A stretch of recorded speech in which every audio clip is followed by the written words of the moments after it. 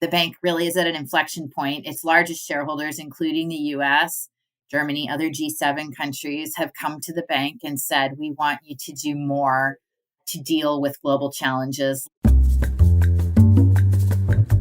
Welcome to Global Dispatches, a podcast for the foreign policy and global development communities and anyone who wants a deeper understanding of what is driving events in the world today. I'm your host, Mark Leon Goldberg. I am a veteran international affairs journalist and the editor of UN Dispatch. Enjoy the show.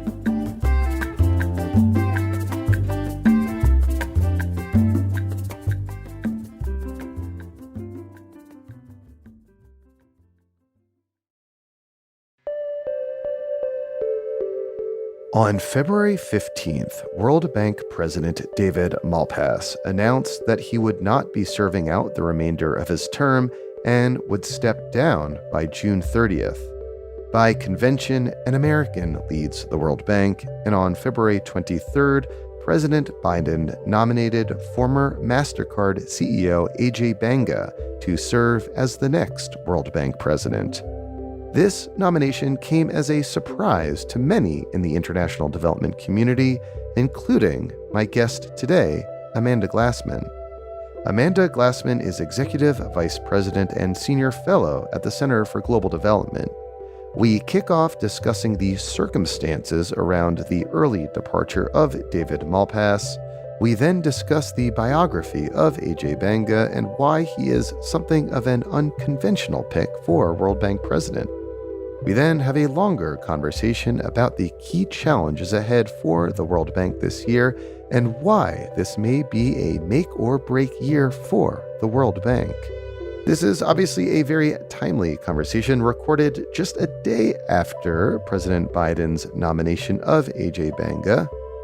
Big thank you to Amanda Glassman for speaking with me on such short notice, and I think you will find this conversation very helpful for understanding key debates to unfold this coming year at the World Bank. As always, feel free to reach out to me if you have suggestions of people I should interview or topics I should cover. And if you are a regular listener to this podcast, please become a premium subscriber. You can do so on Apple Podcasts with just a few taps of your thumb, or you can visit patreon.com/global dispatches. I so appreciate your support. You help keep the lights on around here. Thank you. Now here is my conversation with Amanda Glassman, Executive Vice President and Senior Fellow at the Center for Global Development.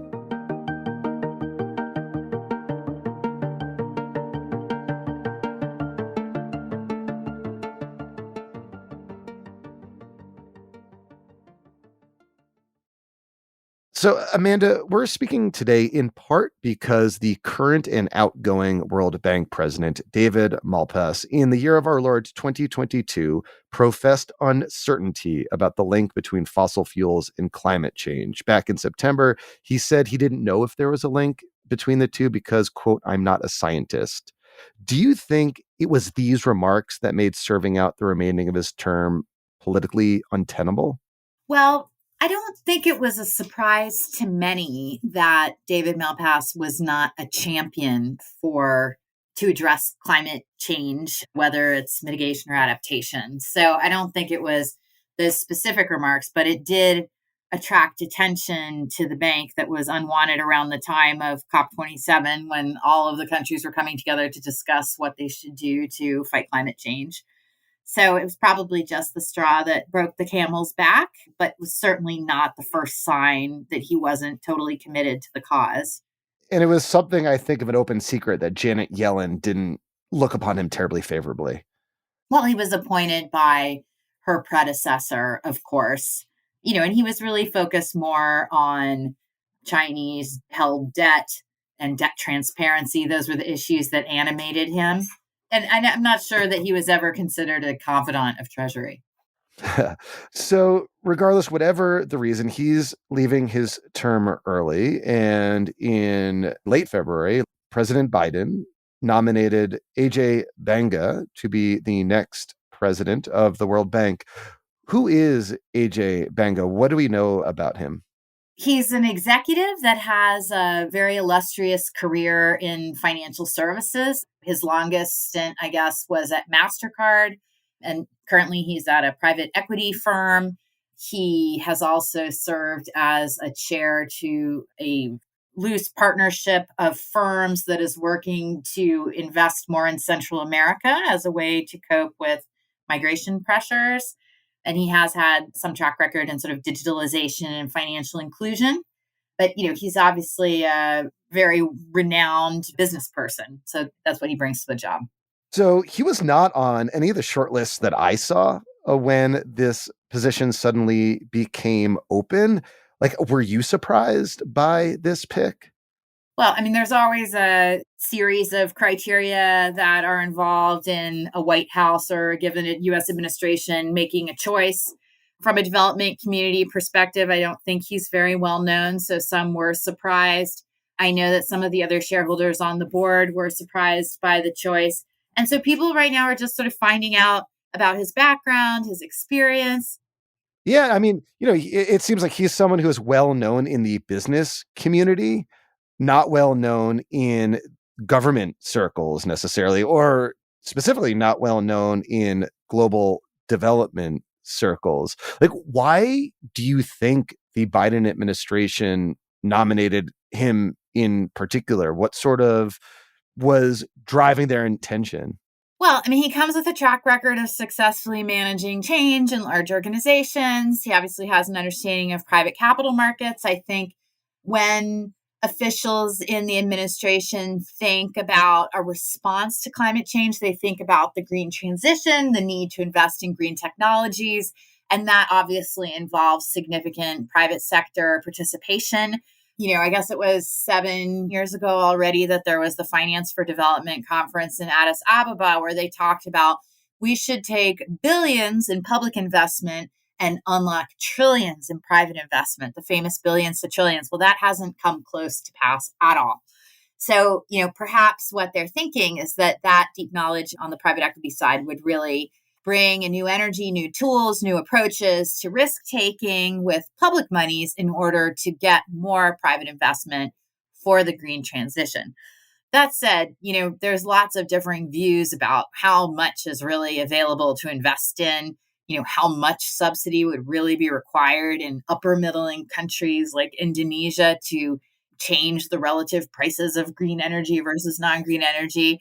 And, that's not the whole story. It's also of what the World Bank does. The World Bank does development, poverty reduction. They mainly work with governments as their counterparts. The sovereign side is really important. So that part of his background is a bit missing, but, could be complemented by others that he brings on or other groups within the bank. So I saw that the Indian press was praising his pick. He was born and raised in India, but he's an American citizen. Have you seen other key stakeholders approach his nomination thus far? I think other shareholders on the board are probably doing their research and getting to know him. I'm sure that he's out there talking to governments in all the different capitals of the world. And, another question is this process is just starting. It is somewhat accelerated, the election process, but it's possible that another country could nominate a candidate. They certainly have the right to do so. So we'll see how it goes. But I haven't seen any other government come out with any kind of statement at this stage. I did see Helen Clark, the former New Zealand prime minister and former head of the UN Development Program, lament that his nomination represents yet a continuation of an unbroken streak of men leading the institution, with the sort of asterisks that Kristalina Georgieva led it for a brief time as an interim president. But I think that's like a valid criticism. Absolutely. It's really disappointing to see that we have 75 years of male leadership at the World Bank. One would have thought that this was the time. I did see that the German government, their Minister for Development, came out the night before this nomination by the US and said, we expect to see a female nominee. So that didn't come to pass. For me, the issue really is there going to be a merit-based, transparent process? That's what Secretary Yellen called for. That's really kind of just up in the air at this stage. But the bank has agreed on a process, and the question is whether it will be really competitive or whether the US nominee goes ahead with no contest. So by convention, it is the latter, that the US nominee is eventually appointed the president of the World Bank. But can you just maybe walk listeners through the process here? So the US nominates someone. If another country nominates someone else, how does the selection process unfold? Generally speaking, there's a period for nominations and then there's a vote. Obviously, between that time, there's a lot of sort of lobbying and briefing going on. But generally speaking, by the time you get to the election, votes have been totally unanimous. I don't think any countries voted against Malpass that I know about in the last round, but I would have to verify that with you. Yeah, I mean, generally, you want to proceed by consensus in a situation like this. But if it is contested, unlike the UN General Assembly, like where one country equals one vote, in the World Bank, votes are apportioned by amount of shares that are held. And the US is like the largest shareholder, so has the most sway. Is that also included in decisions around like executive leadership? Yeah, I think your share matters for your share of the vote as well. So that definitely has a role to play in this process. So, assuming that AJ Banga eventually does become the next World Bank president, what sort of issues or debates or possibly controversies will greet him when he walks through the doors of the World Bank for the first day? What's at stake really is the future of the bank, in my opinion. The bank really is at an inflection point. Its largest shareholders, including the US, Germany, other G7 countries, have come to the bank and said, we want you to do more to deal with global challenges like climate change, like pandemic risks, like fragility and conflict in a more proactive way. Traditionally, the World Bank, they operate under something called the country model, which is basically that the country government defines its development priorities, recognizing that those priorities differ depending on your context and what's already in place, what you've achieved, what you haven't achieved. And it's the client country that determines the priorities for investment by the bank. What the shareholders are saying now is that the bank should also work for these global challenges. The question is, how credible is that when you're not adding more money to the pot? So the other fight is about what are the sources of financing for the bank?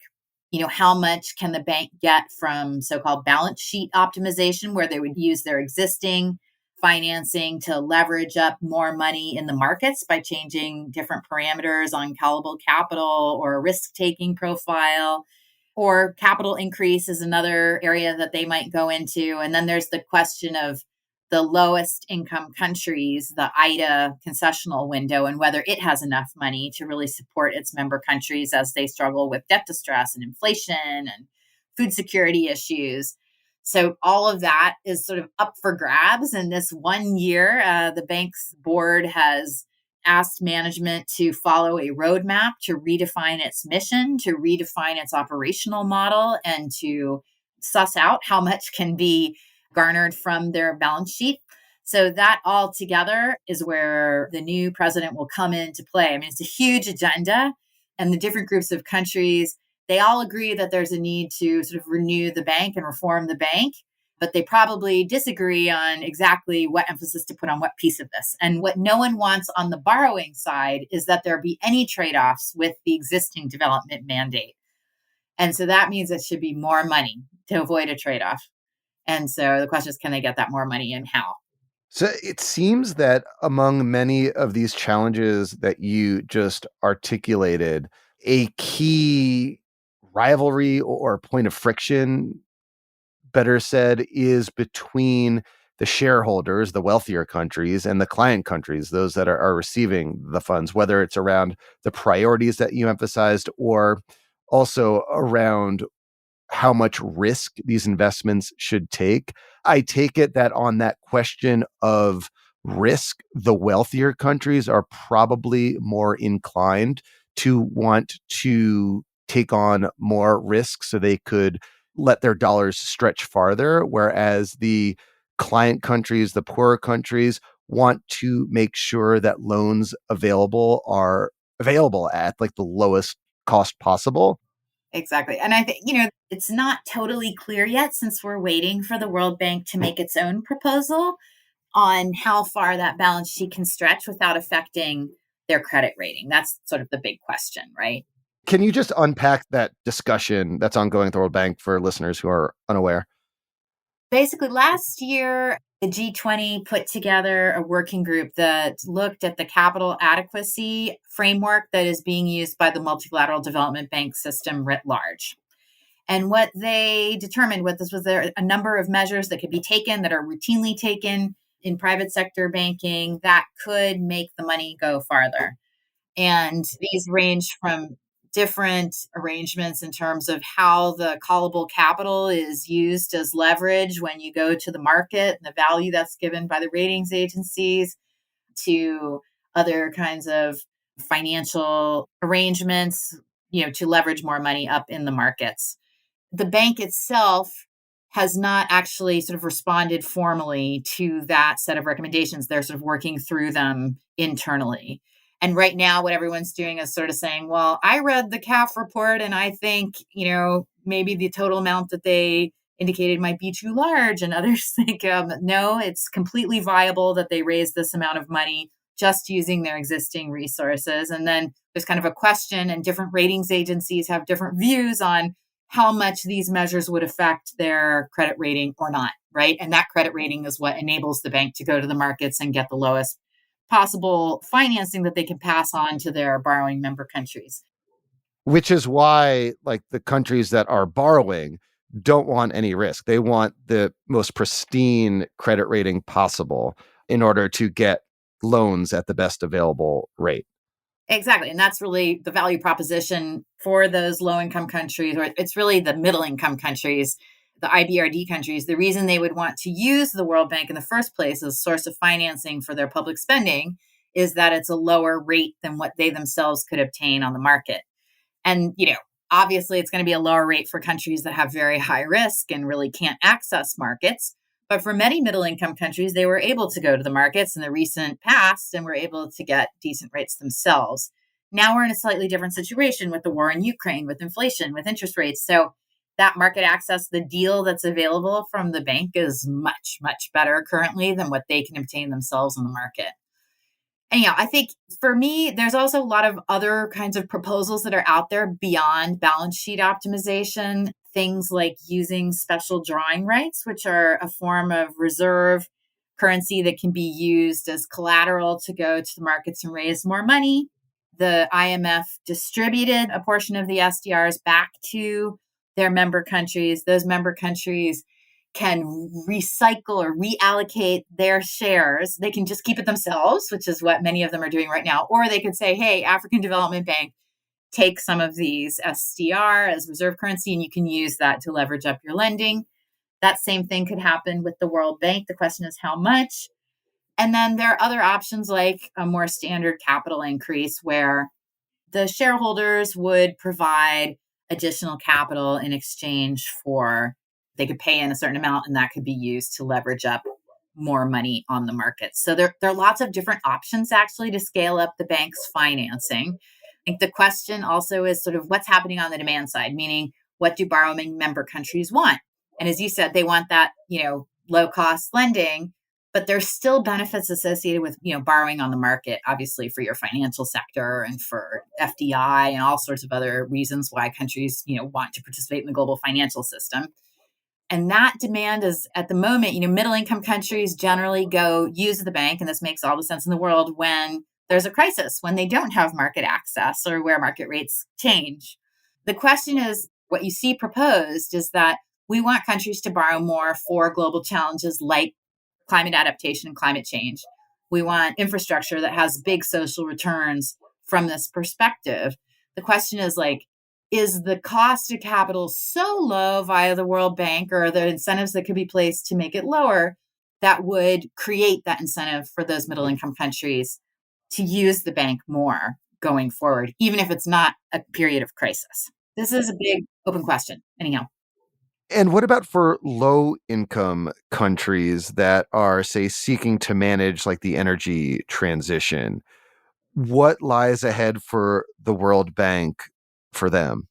Well, I mean, first thing to say is that low income countries do not do much emitting of carbon at the moment.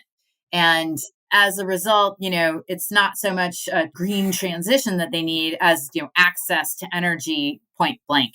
And they'll, of course, want to access the lowest cost energy sources as possible. But even if they only used oil and gas and did only that, they would still only represent a very, very small share of emissions.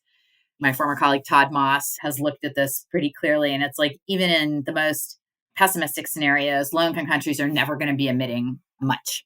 But that said, what they do have to cope with is adaptation. And I think that is the issue facing low income countries. They need to grow economically. They need to deal with human capital issues like, health issues, education issues, and they need to adapt to climate shocks. We've seen, even though low income countries are least responsible for emissions and climate change, they are the most affected in terms of human terms, if not economic terms, in terms of the effects of climate change. So they also need expanded lending. That said, at least prior to the pandemic, countries were growing pretty fast, and there are more countries in that middle income category than in that IDA low income country category. Some unfortunately went back in country income classification. But at that low income stage, they really do depend on the World Bank's concessional lending window. And it's one of the few sources of development finance where governments themselves set the priorities on how they're used.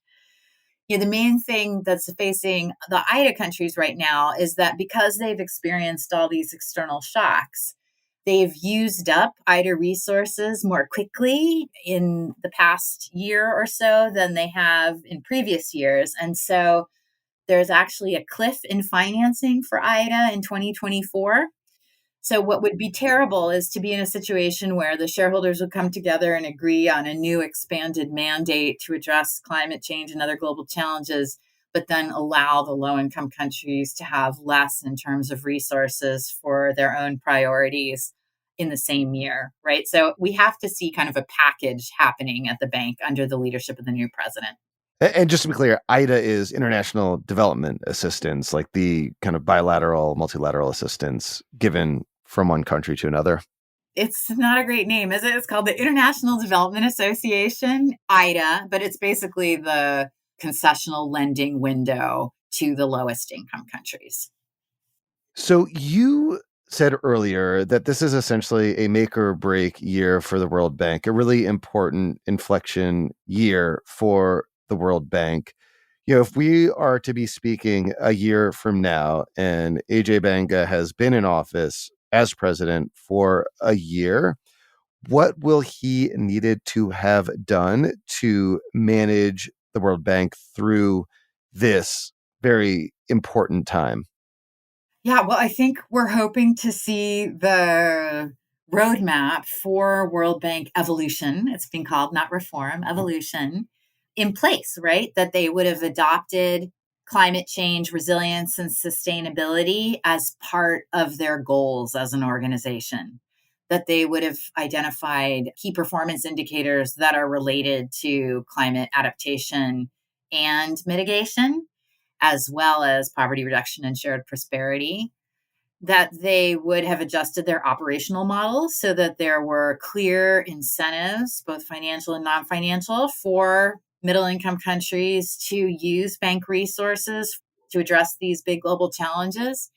And I would add, this is not part of the roadmap necessarily, but I would add that they have a replenished and revitalized IDA that can meet low income countries' needs given this panoply of shocks that they've experienced, plus, the need to cope with adaptation to climate shocks. So that's what I hope to see in a year's time.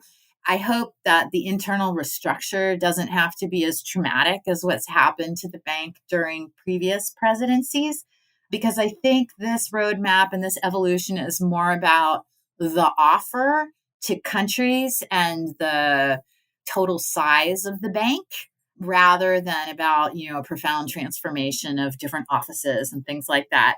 Different constellations of offices work just as well. It's really about kind of clarity of purpose. So that's what I'll be looking for. I would also add, another key piece that's super important will be have they strengthen that analytics and evidence piece of their work, which really makes the difference between the bank and private sources of financing, to really show, can you reduce emissions with this money that's being provided? Can you really conserve biodiversity with this money? Is there a measurable difference? I don't know if you saw the other week, there was an article in The Guardian about an offsets firm that basically had made up the data on the carbon offsets. This is an issue in our field. And so we really need measurable empirical impact on these big goals, whether it's poverty reduction, shared prosperity, reduction of inequality, or climate change mitigation adaptation. And the World Bank is well poised to offer that with a little bit of restructuring and a little bit of nudging from its new leader. Well, that certainly is the hope. There's always the risk that, with a big change or big evolution or change in mandate, the transaction costs associated with that can be very time consuming. So I hope they'll really be focused on whether the operations they can prepare and work with these countries to produce actually make a measurable difference. Illustrating that in a couple of high-profile countries early is the secret to the bank's survival and their capacity to thrive in the future. Amanda, thank you so much for your time. A timely conversation. Thanks.